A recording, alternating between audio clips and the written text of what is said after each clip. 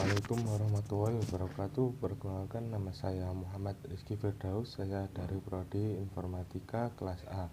Pada kali ini saya akan merangkum beberapa materi yang berpengaruh dalam hidup saya pada mata kuliah Achievement and Motivation Training. Materi yang pertama adalah tentang kesalahpahaman tentang kesuksesan, antaranya di situ disebutkan bahwa orang-orang yang sukses tidak melakukan kesalahan. Padahal orang-orang sukses itu justru melakukan kesalahan, sebagaimana kita semua pernah lakukan. Dan dari kesalahan kita dapat belajar untuk tidak mengulangi kesalahan kedua kalinya.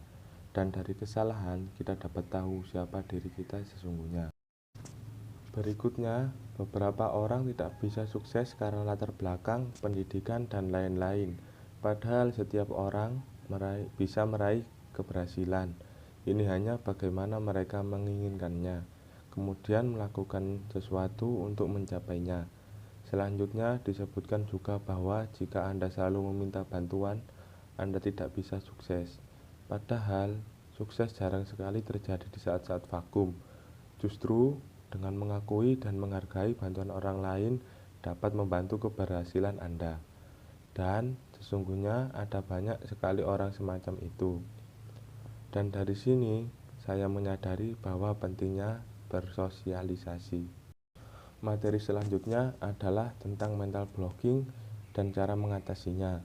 Mental blocking sendiri artinya penekanan atau pengekangan terhadap kenangan atau ingatan dari diri seseorang. Mental blocking merupakan bentuk dari penolakan otak yang tidak terkendali yang didefinisikan sebagai kondisi di mana alam bawah sadar menyangkal suatu pemikiran ataupun emosi. Kondisi tersebut merupakan hambatan psikologis di dalam tubuh seseorang yang menghalangi tercapainya suatu tujuan. Di situ disebutkan juga bagaimana cara mengatasi mental blocking, dan salah satu cara yang saya terapkan adalah mengontrol diri saya sepenuhnya. Memahami bagaimana mengatasi mental block sama seperti mengatasi tempat-tempat dalam kehidupan di mana pikiran, tubuh, dan emosi terhenti. Untuk mendapatkan kembali momentum, selaraskan kontrol pikiran Anda dan tubuh saya untuk mencapai kondisi puncak. Seringkali hanya sedikit aktivitas yang diperlukan untuk menembus mental block. Keadaan diri saya pada akhirnya adalah kerangka kerja yang saya operasikan di dalam hidup. Jadi, saya gunakan hal ini untuk keuntungan saya untuk membuka blokir pemikiran yang sedang melanda. Materi selanjutnya adalah teknik mempertahankan motivasi.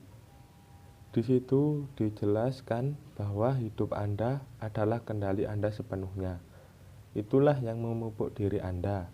Ini menggambarkan versi terbaik diri Anda dan juga mewakili impian, inspirasi, dan niat baik Anda.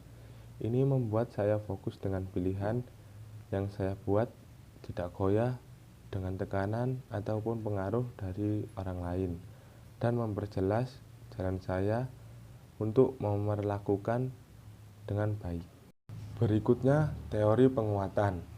Teori penguatan dikemukakan oleh B.F. Skinner pada tahun 1904 sampai 1990 dengan rekan-rekannya. Pandangan mereka menyatakan bahwa perilaku individu merupakan fungsi dari konsekuensi-konsekuensinya. Teori ini didasarkan atas semacam hukum pengaruh di mana tingkah laku dengan konsekuensi positif cenderung untuk diulang, sementara tingkah laku dan konsekuensi negatif cenderung tidak diulang. Teori ini berfokus sepenuhnya pada apa yang terjadi pada seseorang individu ketika ia bertindak. Teori ini adalah alat yang kuat menganalisis mekanisme pengendalian untuk perilaku individu, namun tidak fokus pada penyebab perilaku individu.